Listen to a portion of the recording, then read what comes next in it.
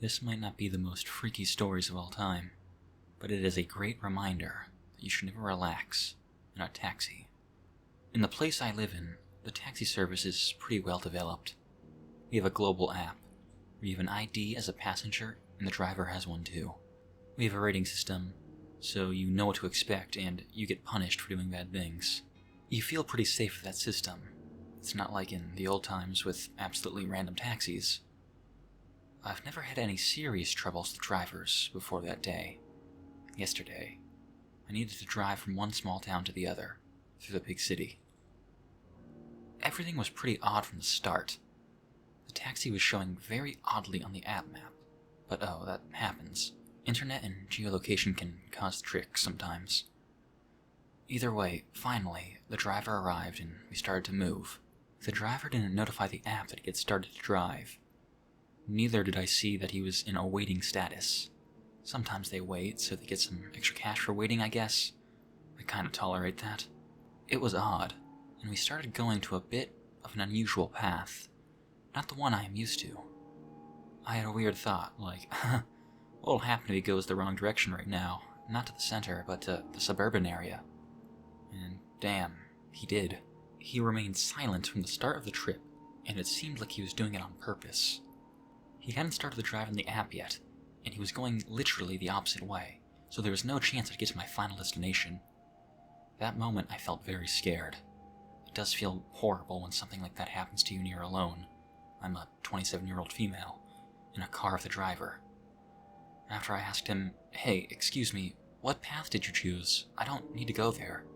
He immediately changed direction to the right way, pressed the start drive button on the app, and he looked very mad and upset. And the trip was about 1 hour long.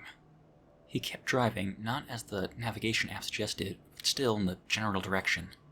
He especially started messing with the path when we were close to the end of the trip, and I called a friend at that moment saying I would be there soon, just in case, so he knew people were waiting for me. He remained silent, and I came out of the car literally shaking. I know that he probably wasn't up to anything bad, but his actions were extremely weird. What if I didn't have the app working, and I hadn't checked the road? If I didn't know the road? The most chill scenario is that he would just drive the longest way possible, which is like an hour longer, just to get more cash. But this is too ridiculous. At the end of the day, I did end up writing support and reporting the situation, so hopefully that'll be the end of it. I'm from a small town in coastal British Columbia. One summer night, a friend and I went to a well-known beach spot to lay out and look at the stars. There was only one other person at the beach this time, a middle-aged white guy who had a whole setup going among a small log fort. Resting on one of his logs was a small red lantern, which was not creepy in the slightest. My friend and I walked past him as he is set up at the beach entrance, say a quick hello, and carry on walking to find our own private spot. He asks us if we'd like to join him. It's not very unusual for strangers to interact this way since we are in a small community. Typically people are trusting of one another. Anyways, we politely decline and he says, "No worries, I hope you guys have a nice night," in kind of a weird and ominous tone. Of course, we dismiss as just some random beach guy who'd had a couple too many beers. A little while later, we are much further down the beach, hanging out on our blanket and talking under the stars. Suddenly, we hear some twigs crack from the forest behind the coastline, and again we dismiss it as being a deer since there are hundreds of deer all over our small town. We are there for about another 15 minutes when we hear a fucking Android text tone go off from the trees behind us. Both of us went completely still since there are no roads or homes or even people around where that would be a normal thing to hear. Just that one guy we saw earlier. I was almost frozen in fear, but luckily my friend made the right call to pack up our blanket and walk back to our car along the moonlit beach, and not the forest trail we came on. Lo and behold, that man at the beach entrance is nowhere to be seen, but his red lantern and guitar are still there. He was fucking stalking us. Whether he's just a creep who wanted to perv on some young people or actually cause us harm in some way, his idiotic mistake of leaving his ringer on gave him away, and we were able to leave the scene. I still wince thinking about what that could have turned into.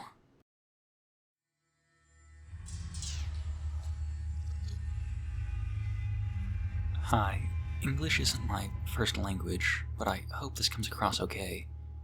This story still creeps me out today, so I want to share it here. This happened to me about a year ago, and it still haunts me. At the time, I, female 25, was visiting some friends. It was the middle of the week, but I was on vacation, so I stayed out late. Around 1 or 1:30 a.m., I got in my car to head home, about a 30-minute drive. I live in a small German town, on a main street, but it's not very big. At night during the week, there's barely any traffic. Maybe 1 or 2 cars every now and then, that's it. A bit of context might help. Coming from the direction I drove, you can see down the road for quite a while, maybe 600 to 700 meters. Something like 2,000 feet? I rent a parking spot in an underground garage, shared with 10 other tenants. The garage entrance is tucked away beside the building and somewhat hidden by the surrounding houses. It isn't really visible unless you are standing right in front of it. Anyway, back to the story. I was driving home. It was a typical spring night. Everything was normal. I pulled into the driveway, stopped for a moment to open the garage door with my remote. Then I backed into my parking spot, which faces the entrance. I left the engine running as I rummaged in the center console. I can't even remember what for.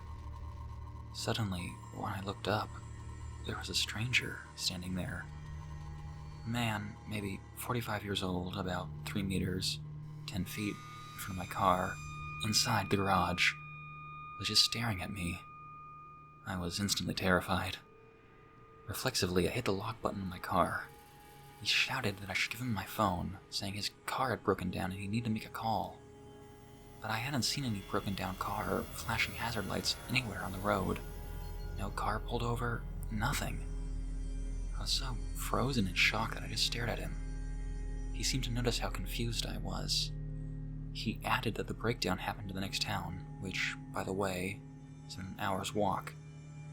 Again, he told me to give him my phone, becoming louder and more aggressive. That's when I realized what he was wearing, or rather, what he was not wearing. Just knee-length checkered shorts, and no shirt. It wasn't freezing outside, but it definitely wasn't warm enough to be standing around half naked. I yelled with a closed window that I couldn't help him and asked him to leave. He, still angry, said, "You don't need to be afraid of me. Just come and give me your phone." I told him I was sorry, but no, and that he'd need to leave. He stared for a moment longer, and angrily walked out of the garage. I stayed in my car until the garage door was fully closed. Only then did I turn off the engine. I wanted to call a friend, but there's no reception in that garage. So I grabbed my keys and every bit of courage I had and sprinted to the door leading into the apartment hallway. It's a heavy door that jams sometimes. Thankfully, not that night. There's also a back entrance from outside to the garage, and I had no idea if that door was locked, or if the man knew about it. Once inside, I ran to my ground floor apartment. The windows are somewhat shielded by a hedge leading to my terrace, but technically, it's still reachable from the street. Once inside, I locked everything, shut all the blinds, and just sat there for several minutes before calling a friend. I debated calling the police, but didn't, thinking they had more urgent matters to deal with since, actually, the man hadn't done anything to me. Looking back, I realized that was a mistake, but honestly, I was just completely rattled. I'm usually someone who's happy to help people, but he easily could have asked me to call someone from outside, or knock on a door somewhere, or anything other than following a young woman to a garage at night, half naked. That's just... no. I've never seen him again, thankfully, but ever since that night, I hate parking there. I never get out of my car until the garage door is fully closed, and even then, I'm always on edge. I'm so grateful that I kept my car running and locked the doors. I'm grateful my parking spot is right across from the entrance, so I had a clear view. I'm grateful the door didn't stick that night. And honestly, I'm so grateful I hadn't gotten out of the car earlier. I really don't want to imagine what could have happened if I did.